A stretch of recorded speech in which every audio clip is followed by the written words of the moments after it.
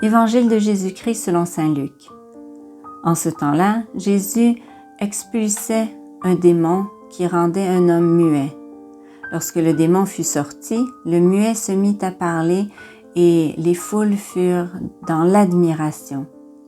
Mais certains d'entre eux dirent « C'est par Belzébuth, le chef des démons, qu'il expulse les démons. » D'autres, pour le mettre à l'épreuve, cherchaient à obtenir de lui un signe venant du ciel. Jésus connaissait leurs pensées et leur dit « Tout royaume divisé contre lui-même devient désert, ses maisons s'écoulent les unes sur les autres. Si Satan, lui aussi, est divisé contre lui-même, comment son royaume tiendra-t-il? Vous dites en effet que c'est par Belzébuth que j'expulse les démons. Mais si c'est par Belzébuth que moi, je les expulse, vos disciples, par qui les expulsent-ils?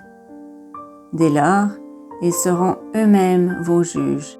En revanche, si c'est par le doigt de Dieu que j'expulse les démons, c'est donc que le règne de Dieu est venu jusqu'à vous.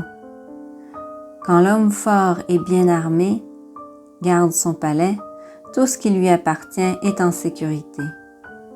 Mais si un plus fort survient et triomphe de lui, il lui enlève son armement auquel il se fiait et il distribue tout ce dont il l'a dépouillé.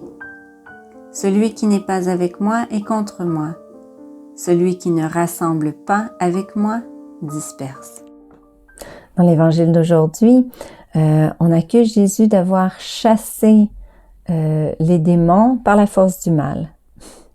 L'accusateur, on le connaît bien, c'est Satan, qui a tenté par divers moyens de discréditer Jésus et son enseignement.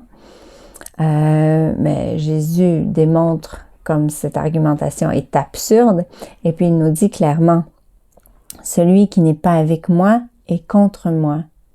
Celui qui ne rassemble pas avec moi disperse. » Après 2000 ans, les choses n'ont pas trop changé. L'accusateur continue de discréditer l'œuvre de Dieu, d'attaquer l'Église.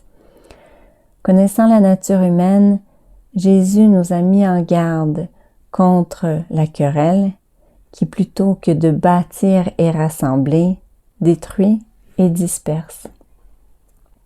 Aujourd'hui, réfléchissons à la manière dont moi je prends soin du royaume. Est-ce que je ne suis pas source de division plutôt que d'unité? Est-ce que je me bats pour l'unité dans ma famille, dans mon milieu de travail, dans diverses relations?